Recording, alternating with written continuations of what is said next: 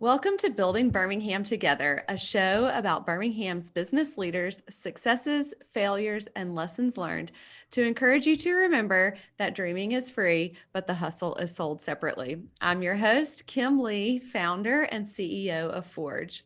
Building Birmingham Together is brought to you by Forge. Forge is Birmingham's first professional co-working space located in the heart of downtown Birmingham at the Pizitz Building. With private offices, open workspace, as well as meeting and event space, Forge is the place where entrepreneurs come together, meet new people, and get work done. If you'd like to find out more about Forge, you can visit our website, workatforge.com. I am very excited today to have Madison Conrad joining us on Building Birmingham Together. Madison is the Director of Operations at Urban Avenues, which is a Birmingham-focused nonprofit that seeks to unite disconnected communities by inspiring people to be curious and to make beautiful things together. I can't wait to hear more about that. She manages the organization's 4 initiatives: 5 Loaves, porch sittings, fish camp films, and most recently they added CareHealth. Each of these initiatives utilize a different form of creativity to bring people together. And most recently in 2020, Madison led Urban Avenues CareHealth initiative, which was a response to the COVID crisis. This initiative served 2 distinct communities that were greatly impacted by COVID: healthcare workers and local restaurants, raising over $75,000 from the community in a very short amount of time. I'm sure she will tell us about that. Madison and the CareHealth team were able to pour those funds into the restaurant community, which allowed them to then serve over 8,000 meals to healthcare teams. So, that is a lot, Madison. I'm so excited to have you on and learn all about what Urban Avenues is doing. I can remember my first experience with Urban Avenues was at a dinner that was a 5 Loaves dinner. So we went to a friend's house. They had, I think it was like 8 to 10 couples, and had a dinner prepared and served by the young men and women at 5 Loaves. And it was the greatest experience. And I think they were actually just kind of getting started. And so they told us about what they were doing and what was going on. But then, so that was kind of always in my background. But then I learned so much more about Urban Avenues when you became a member at Forge. So side note, Madison is a member at Forge, which has been so great for us because we get to watch what they're doing. And I just want y'all to remember as you listen, all these things that Madison is talking about. She usually has some interns by her side helping her, but she is really leading the charge and doing an amazing job. So thank you for joining us today. Thank you. And that's really kind. And I didn't know that about your first experience with 5 Loaves. That's so fun. I'd love to see how different it was then and the similarities and how it's all like rung through in the same ways, but then just grown. That's so fun. I had no clue. I'm pretty sure we had pork tenderloin. I feel like that's what we had. And I don't think at that point, I don't know if there was a chef with them. I think it was just their team, which we were all blown away by what they did. And now knowing who y'all bring in to train for 5 Loaves, it's actually even more impressive.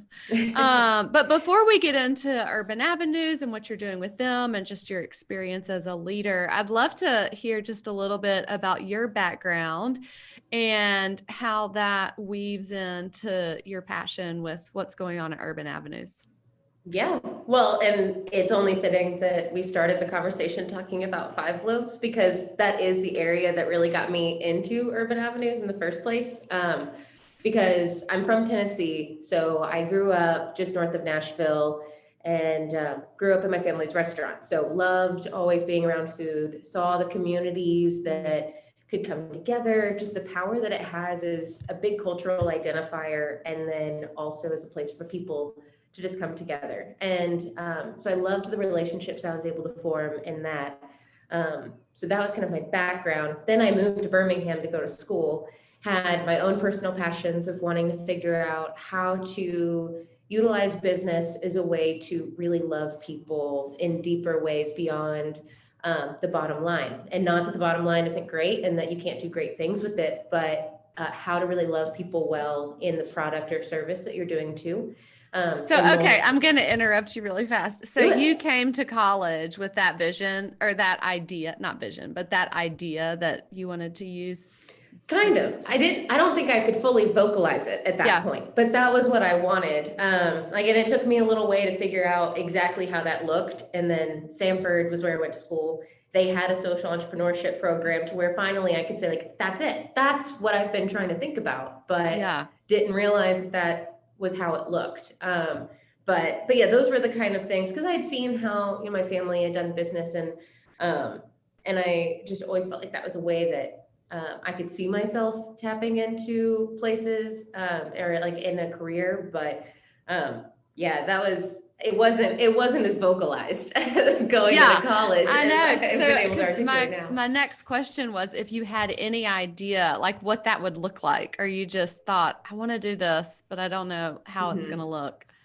Yeah, I really didn't. And so I thought about ministry, businesses missions was something I was learning more about. I had seen, whenever I was in high school, that was when like Tom's shoes were big, Oh, but yeah. then, yeah, so like the give one model, but then also everyone was looking at it and saying, maybe that's not the best way. So then it just opened up this whole new world of other people who were doing things where they had a service or a product, and then they were also doing good with it. So I had like started seeing it out there, but didn't know if that was none of that felt like how I was going to do it, but it was at least close and could give me tastes of how other people took what seemed like similar visions or hopes and how they ran with it to help me try and figure out, okay, I can maybe calibrate and figure out what it is that I want to do.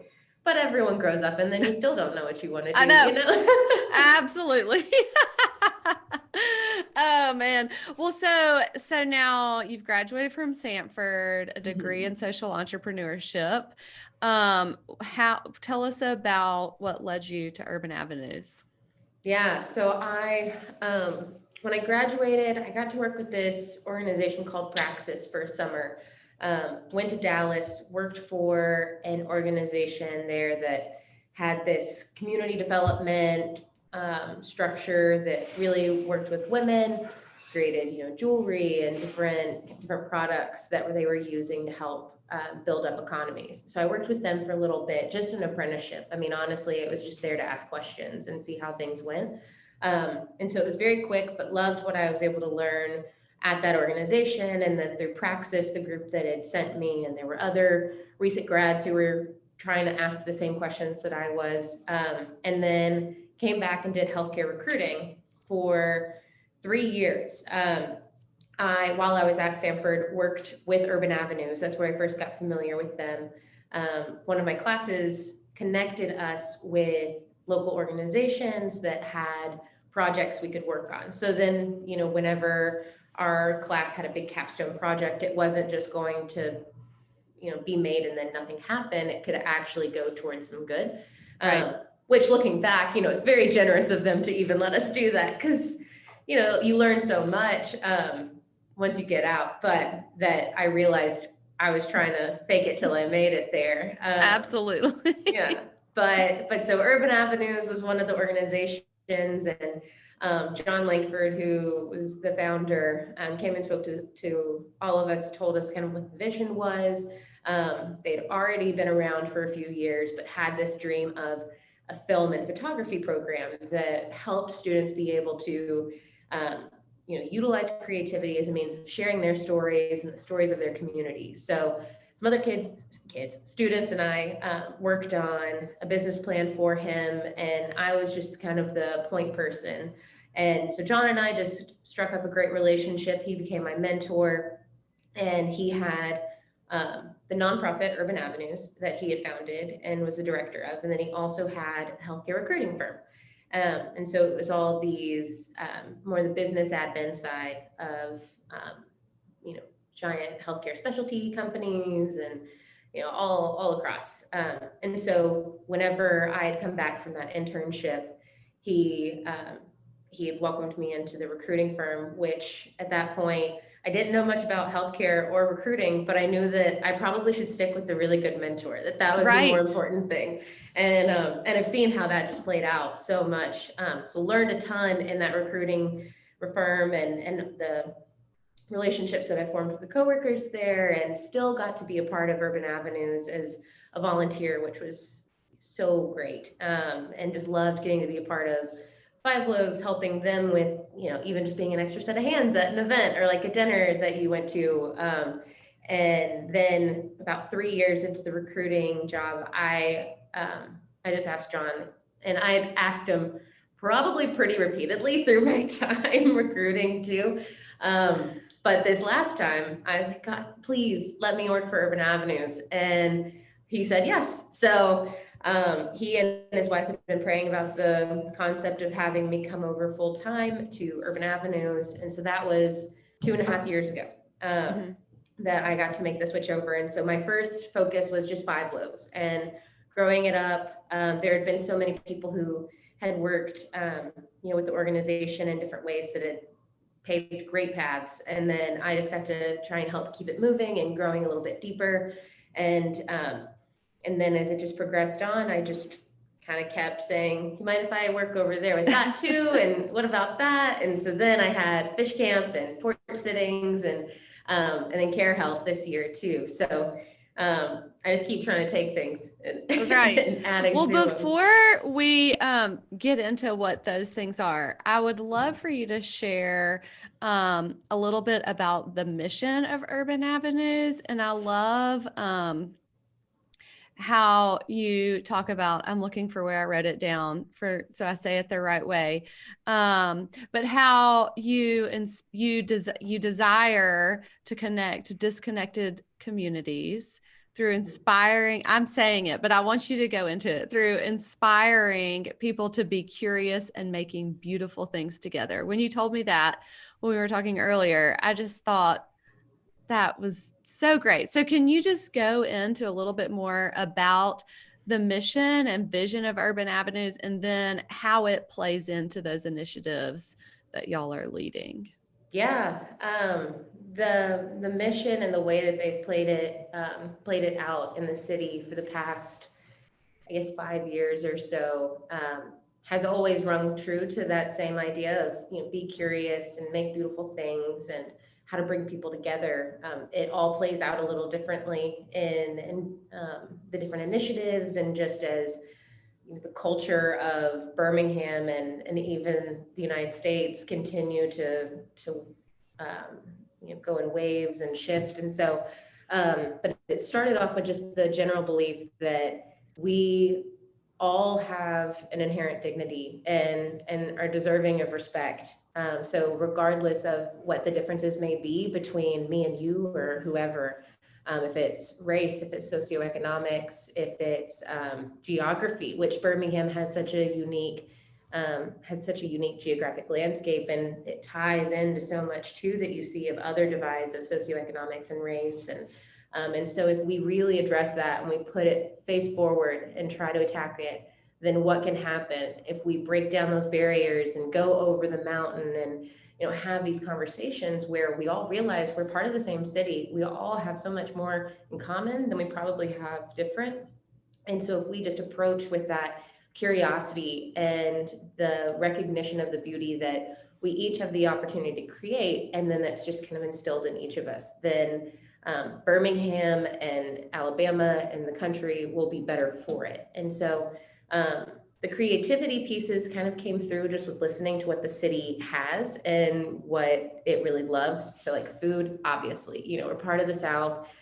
We have some fantastic chefs, and not just people who are great at cooking, but who love to serve the community in deeper ways. And so, so that was just a really natural spot, and that was where it really first started. So it started off with Oak Mountain. So you're talking about Five Loaves now. Yes. Five Loaves. Sorry. Yes. Yep. So the Five Loaves venture was the first one, and it was really Fairfield and Oak Mountain, kind of bridging a divide there. And it's grown to where now we have kids who are representing like 9 different schools across the city. So still tons to go, but much more than just the 2 schools that we'd started off with. And so they're representing their schools, their communities, so many different aspects of what makes them them. And they're getting to come together every 3 weeks to learn. They're learning culinary skills. So we get in the kitchen, we have fun, we make food, but they're also learning the life skills and character traits that we really want to foster. And so we have fun, unique ways that we've developed lessons that utilize food to talk about those life skills and those character traits. And then they get to do dinners like what you went to. So they'll do pop-up dinners with local chefs that are so fun, and they'll be in unique places like Leaf and Petal Greenhouse or Magic City woodworking shop. And so they'll have fun things like that. And then they'll do others where they just create a place for people to come to the table together and then to have really purposeful conversation. And so they'll do all of the food and really set the scene and participate in the conversation too, which I think is great. So that was the first one. Fish Camp Films has such a similar heart, but with the film and photography, like I had mentioned earlier, of just using it as a way to share your own story, to recognize the beauty in others' stories. And then Porch Sittings is the third kind of more mature structure or initiative. So it was all about coming together for thoughtful dialogue. And if I can hear your perspectives in a space where I'm not trying to argue with you, I'm just trying to listen and understand and maybe listen a little bit more than I speak, then it's going to help shape perspectives in newer and broader ways to where you recognize the respect and the dignity there. And so again, really tying into that curiosity question or element of our mission, just being curious in those conversations. And it'll talk about anything, symbols. We've talked more recently about this current wave of like a battle against racial injustice. There's been a lot of conversations that we have in those spaces, and it's been really exciting to be a part of that. And just, I'm sorry, I dropped my phone. Oh, that's okay. Hits the table. The awesome so sound of the steel tables at Forge. Sounds like a gong. That's right. But yeah, so the Porch Sittings, it's just been really great to get to be a part of those conversations and hear how people get to experience that, the power of getting connected to people they wouldn't have thought that they could, getting to see that happen. So I have a question for you, because all of these initiatives, I mean, it's part of your vision and the DNA of who you are, but it's bringing together communities that are not naturally connected or together. So what has that been like? Has there been any pushback, or has it been easy? How do you enter into those new communities? And that, to me, that just seems like it would be a big barrier to overcome. So I'd love to hear what it's been like for y'all. Yeah, I mean, personally, when I look at talking with high school students for Five Loaves or Fish Camp, for example, those initiatives, we are all coming in with the same general knowledge, and not much, basically. They're high school kids, so they're not going to be able to put on that grilled 5-course cheese, dinner. Yeah, they're learning. They're all learning these cooking concepts and these life skills together, and they've touched on them maybe in the past, but we're not coming in as experts or with a culinary background. So every once in a while, you get a student who really does know it, but reinforcing the idea of we're all coming in at the same level. And so no one has an upper hand. No one is the group we're trying to serve. We're all trying to serve one another. And so we're learning together, we're growing as individuals.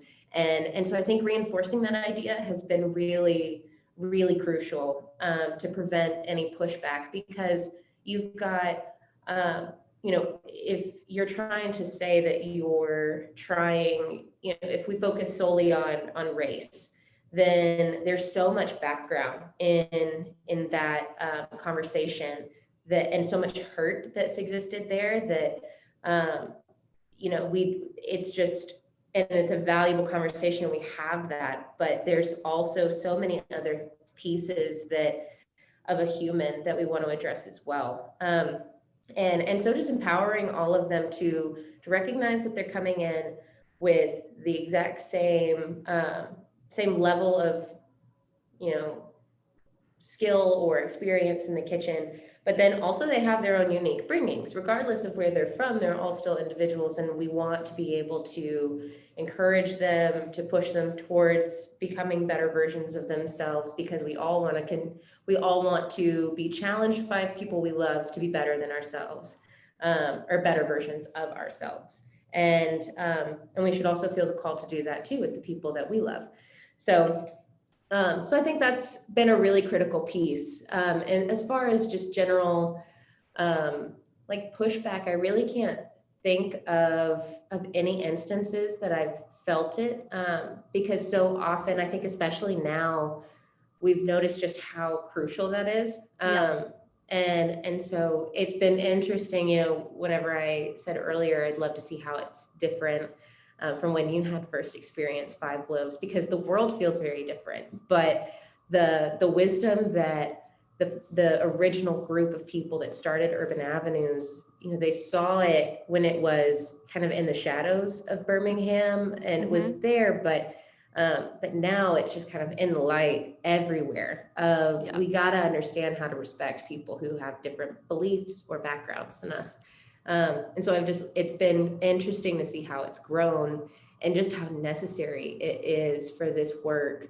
And beauty is always crucial. And I think it's always, hopefully, I guess it's not always received well, but thankfully we've had people who recognize it and celebrate the beauty rather than trying to go against it.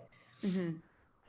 So, one of the reasons that I started this podcast is called Building Birmingham Together. And I really wanted to hear from business leaders and then leaders of different kinds of organizations to hear, intentionally what they're doing to make Birmingham a better place. And so I just love that, the focus that y'all have and the intentionality, that's a better word, of, when we know each other and when we hear each other and when we learn other perspectives, it just makes the city and the people in the city come together and be better.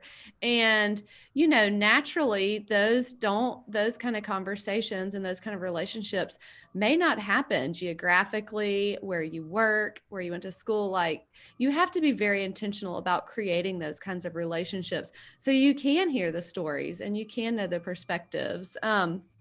So that is one of the reasons why I wanted to have you on this podcast, is just to hear what y'all are doing, where it's not, most of the people listening to this podcast, it's from a business background. And so, this isn't a business for profit, but it's still an organization with a desire to really serve its people well and to grow the city and impact people through love and creativity and beautiful things. So that was one of the big reasons why I wanted to have you on here. But anybody listening to this in close to real time in 2020 knows that a lot of these things that Madison's initiatives that Madison has been talking about with Five Loaves, where you bring kids together to learn to cook and then to serve food to other people, or a film camp where you come together and learn photography and videography, or porch sittings where a group of people gather together to talk,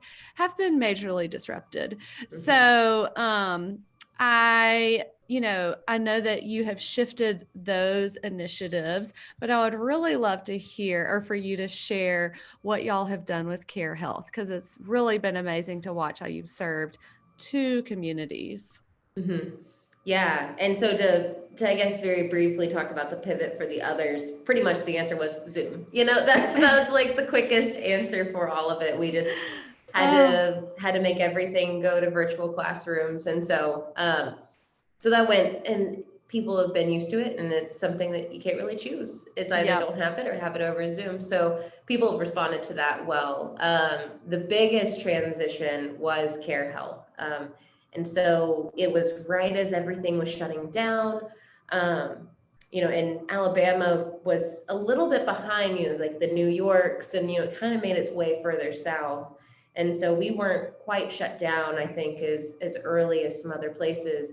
And so John, our director and founder, has family up in New Jersey, and he had been talking to his sister, and she said, "Hey, there's this one restaurant that's doing something where they're feeding healthcare teams." And so John called me out of the blue, and he said, "Hey, this is something that's going on. Look it up. We should think about doing something like this." And I was like, "Okay." And so then I started researching it, seeing what was going on, and all the while, underneath this surface and kind of before this conversation, we were having our own talks about how do we serve and love the restaurant friends that we have had teach the Five Loaves students. And this is a really hard time, and then I had this complete other perspective because I was hearing it from my own family. And so I knew, there's the level of vulnerability with like a business partner, of someone who we had been working with in the city, saying, "Yeah, no, this is scary and it's hard," versus hearing it from the inside and knowing, "Oh yeah, we really don't know what's going to happen." And um, so we, all of our hearts were hurting for the restaurant community here. And then we also have friends in the healthcare community who knew that they were working really long hours and really stressful situations, and that the restaurants were closing, and not be like, nothing was open. Restaurants and grocery stores were closing by the time that they made it off their shift. So it was, there were a lot of factors that played into, we got to do something. And these are two really isolated communities, and if our mission is to unite, then this is a space we can step into, and this is conducive to what we're trying to do for the city. And so we took that little tidbit of an idea from John's sister, and then just like grew really quickly into this idea that we were proud of, that we thought fit the needs of our city, and was quick enough to where we could develop it basically overnight. Because we didn't know how long. Like, do you remember the days when we thought this was going to be only like A 4 couple weeks? weeks. Yeah. Yeah. So we were like, we gotta act quick, because what if it's only 4 weeks, and like these 4 weeks matter? So we gotta do this. And so, it's wild to think about now. Like, Oh, what were yeah. we thinking? But Oh, so we were trying to work really quickly because we didn't know how long we had to help. And so we had all of this system. We had great volunteers come out of everywhere, like old board members and old interns, and just people who had kind of caught wind of what we were doing and said, "Let me help." So um, it was just this great group that assembled and made all of this happen really quickly. And so um, we were working with these local restaurants and contacting them directly, just texting the owners and placing orders. And then we had worked really hard on developing a safe way to get volunteers from those restaurants to the front doors of hospitals. So we were working with every medical mind that we had access to, and figuring out how can we do this safely. Developed these whole little sanitizing boxes, or like buckets with like their own sets of gloves and their masks and their oh, rags to sanitize everything. And because the last thing we wanted was anyone to get hurt from this. And so that was the hard part, was being smart and being swift. yeah. But we were able to figure it out, and no one got COVID from making any deliveries or anything. So we were very grateful for that. And we were getting requests from hospital teams, people or friends of hospital workers. They could go onto our website and make a request, and then we'd work with that department to coordinate food deliveries. So it went on from March until the end of June. Okay. Um, and we served 7,500 meals in that time, raised like $70,000. So tons of work, swift moves. And then we Yeah. even just came back for this month of December and raised another $5,000 and are serving 500 meals this week. So just like wild to see how the community has stepped up to help these groups and to show their appreciation and support. It's been really fun to get to be part of. Yeah. I mean, it's been amazing to watch and to see how many people y'all have served. And while still keeping the other things going in a totally different format. Yeah, it's been great to watch. So I have a totally different question for you, but especially in light of all of these new pivots, and what I love hearing these stories is you started with 5 loaves, but it's like, oh, we should do this, and so we just add it, and oh, we should do this, so we just add it. So now your role as director of operations and running things looks very different than it did before. And so I was just wondering if you would share with us just a few lessons that you've learned along the way about running an organization, interacting with people, just some of the lessons that you've learned that you'll carry with you wherever your journey leads you. Yeah. I mean, the biggest thing has been learning to train people and then to delegate, especially just as we keep adding on more and there's there's not enough hours, like there aren't enough hours in the day to make everything happen if it's just you. And then also it shouldn't be that way. I've learned that more and more with this work, that especially as a community facing organization and as one that is all about trying to unite people, that if one person is just the one making it happen, then there aren't as many voices. And so then therefore it's diluted, I think, or it's just not as strong as it could be. And so that's been something that John had really encouraged and, kind of kept drilling into my head. You've got to like bring more people through this. And then eventually got to the point where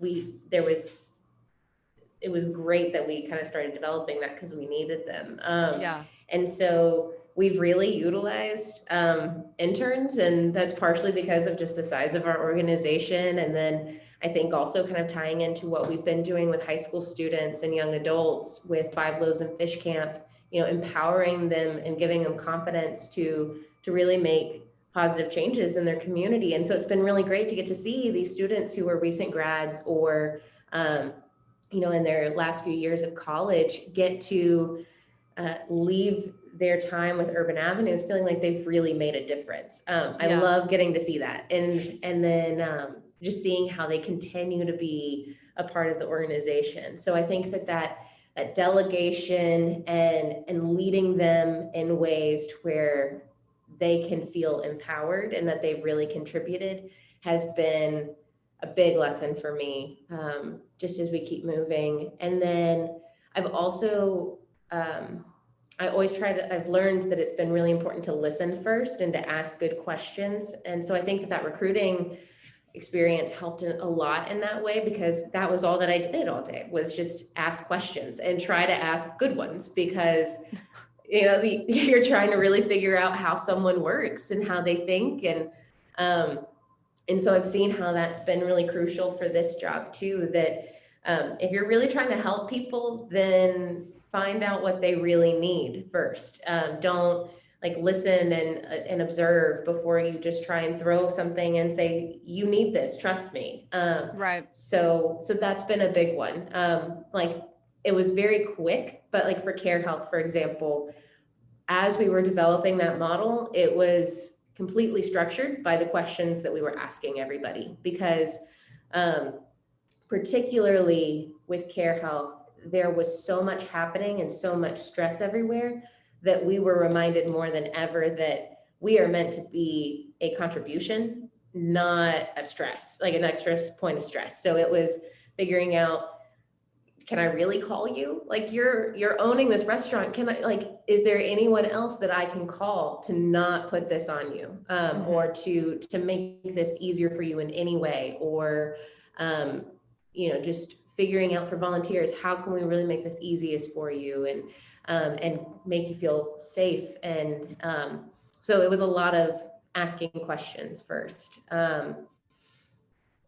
And I'm trying to think through other really crucial ones, but those are the ones that I think I enter into every day. Yeah, within mind, because those are when I look back in the past 2.5 years, those are the things that I see. One, that I've been pushed by others to grow in, and then how grateful I am to have been able to keep growing in them, and then know I still have so much more room to grow in it. But no matter what kind of, what Urban Avenues looks like 10 years down the road, or whatever steps I may take in life, those are really, I think, helpful things that I want to keep in mind.